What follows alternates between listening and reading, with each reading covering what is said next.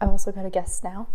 Hey y'all, my name is Nat. I hope you're having a terrific day today, and for this video we are going to be talking about my reading statistics for 2024.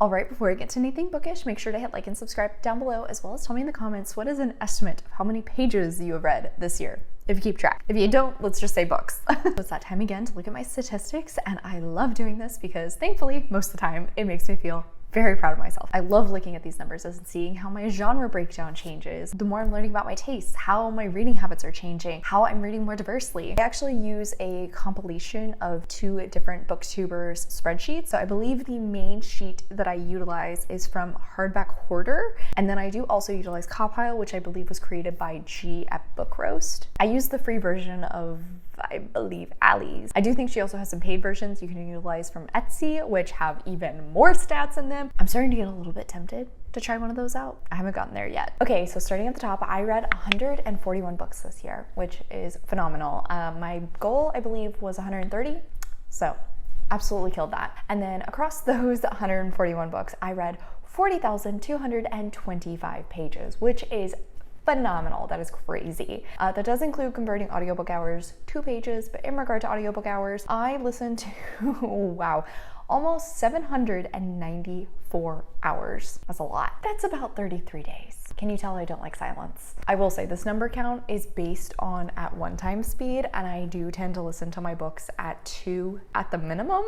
So, you know, like, you could probably cut this in half, but it's not as impressive. I averaged about 12 books a month, but my highest month was July with 24, and I can totally say that it's due to my 10K in 10 days challenge. Yes, I'm gonna be trying that again at some point in the future, and I'm gonna try a little bit harder. I'm gonna really push for that 10K, but even with doing my best and not really pushing myself too hard, 24 books. That's still a lot. And then in June, I only read 7 books, though December is currently giving it a run for its money. I have not finished a single book yet, and it is the 16th. Let's look at the format of the books that I read. I read 57 books purely on audio. I did read 12 ebooks, which honestly is impressive that that number went up a little bit because I don't particularly like reading ebooks. I'm trying to get over that hump by picking up really short novellas on my phone. I was doing that in November and it seemed to be going pretty well, so we're gonna keep with that in January and see how that goes. 44 of the books I read were physical, meaning I literally held the book in my hands and read it with my eyeballs. And then 28 books I read in some mixed format, meaning I usually listen to the audiobook and then also read it physically, or I might have the ebook checked out and then, you know, also read it physically when I have the time. As to where I got the books that I read 2 books that I borrowed from friends. I read 5 books, which I received from Book of the Month, and honestly, that's pretty great. I also have since decided to cancel my Book of the Month subscription, partially because of money, but also partially because I'm really trying to limit the amount of books I'm adding to my TBR. My own TBR is insane, and we're gonna work on that next year. I bought 9 books and then turned right around to read them, which is always really good. I wish I would do that more often. I read 22 books, which had been given to me as gifts. I do also love seeing that. If somebody gives me a book and I'm actually reading it, that makes me feel good. And hopefully makes them feel good by extension. 88 books I read came from the library. That is so many, but at the same time, I love my library. We will have a count to see how much my library saved me this year later on in the video. 22 books I read this year came from my own TBR that I bought myself. Had a little bit of time between when I bought them and when I read them. 6 books I read thanks to Scribd/Everand. 6 books I read came from the publisher or NetGalley, which is awesome. And then 1 other, which I don't remember what the circumstance was around that, but whatever. Obviously, looking at this graph, majority was library, and that's great, and I do love my library. Like I said, next year, own TBR. I'm coming for you. Next, let's look at my audience breakdown. I'm not really surprised to see that adult is really overtaking this now. Of the 141 books this year, I read 93 that fell into the adult category. I read 1 book that was for the middle grade age range. 25 books were new adult, which is one that I tend to mark myself if I feel that the themes that are going on is more new adult, or if the age range of the characters fits more with the new adult age range. And then finally, 22 young adult stories, which honestly, I'm not super shocked. I do feel like I'm starting to age out of YA more and more. I do still have so many in this age range on my TBR, so it's gonna be interesting. Maybe I just need to be a little bit pickier. Maybe I should do like some sort of a try a chapter or something to work that number down. That's an idea. If you'd be interested in that, let me know. Next, let's look at one of my all-time favorite stats, and that is my genre breakdown. So starting at the top, I read 3 contemporary stories, which is a little surprising. I read 23 fantasy, 3 graphic novels, 2 historical, 19 horror, which I'm really happy to see. I definitely was trying to prioritize this genre more and more this year, and I'm glad to see that was actually happening. I read 20 manga, which is awesome. Obviously, this is less of a genre and more of a format, but that's the easiest way I can mark it in my tracker. 7 mysteries, and honestly, looking at those, a lot of them were on the lower side. 4 nonfiction, and oh my gosh, this one hurts me. I'm so disappointed in myself. I am going to do my best next year to really work on reading 1 nonfiction book a month. I was doing so good with that in the years prior, but this year I just completely fell off with it. Even Nonfiction November didn't return my numbers to a 12 at the end of the year. I read 29 romance, making it my highest genre of the year, and honestly, that's not super surprising. I did actually read 1 book that I would fully label as romantasy, and that's surprising.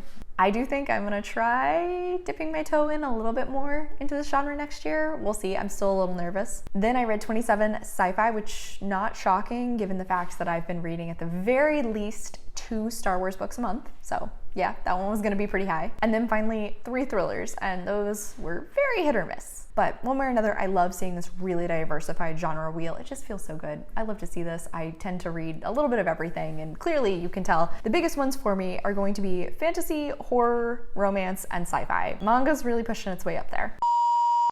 My computer died, so this angle might have changed slightly. But anyway, where were we? Ah yes, star ratings. So this is the next graph that I'd probably say is one of my favorites to look at because, I mean, obviously, it gets to show me that I'm getting to know my personal taste in books a lot better. That said, I did also have a higher number of DNFs this year, but at least I don't really have a bunch of low star ratings. I've also got a guess now. So starting at the bottom, I DNF'd 21 books this year, which I already talked about in my Every Book I DNF'd This Year video. I'll put a link to that in the cards if you missed it. Thankfully, I didn't have any 1 or 1.5 star books. I don't really tend to give out 1 stars unless it's a book that I actively think is like super offensive. I had 1 2-star, obviously my lowest rated book of the year. I had 8 2.5 stars, which this is kind of showcasing of like the books that they just weren't really for me. I had 17 3 stars, 15 3.5 stars, 48 4 stars, which is great. I love to see that. 29 4.5 stars, where like they were almost perfect. I really, really enjoyed this book, but like something kept it from being a new fave. And then 22 5 stars. Great.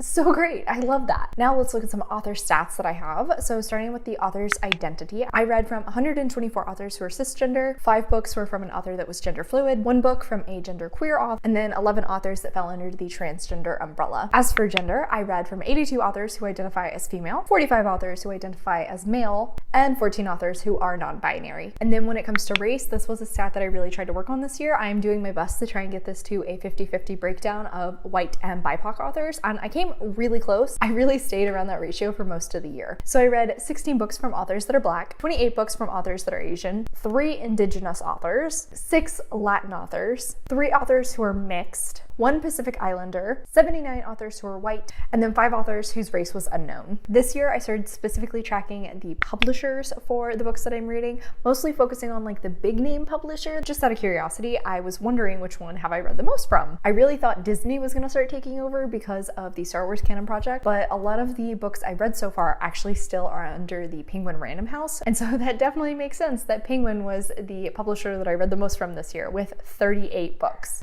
HarperCollins and Macmillan tied for 19, and then Yen Press, which is the publisher of a manga series I've been working on this year, came in at 15. Another one I thought was kind of interesting was looking at the publishing year of a lot of the books I read. So this one's a bigger graph and I'll just have it take over the screen. Obviously 2024 definitely was the max year. I'm not really surprised by that. I do tend to prioritize new releases. The next highest is actually from 2022 with 21 books, and then 2023 with 18. And the oldest publishing date for a book I read this year was 1991. So I did mention earlier I was going to be looking at my library count for the year, and I love this one. It makes me feel so good. It is a great showcasing of why you should support your local library. Already I can tell just from looking at this that apparently there were definitely some books that I did not actually track in here. So this number is not going to be exact. When talking about where I got the books I read, I said I had read 88 library books. This graph shows that I've read 78 of my 83 checkouts, so that's not obviously the same.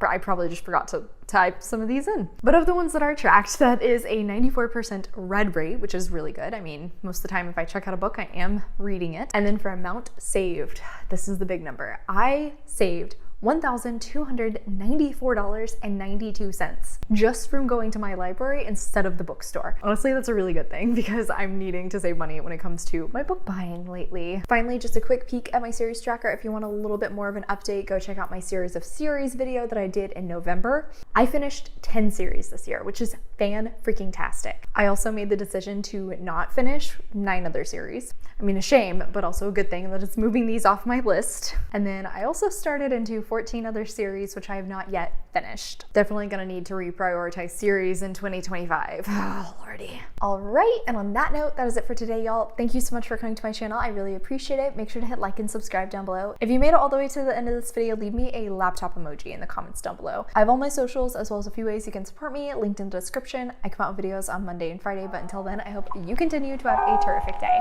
Love you, bye!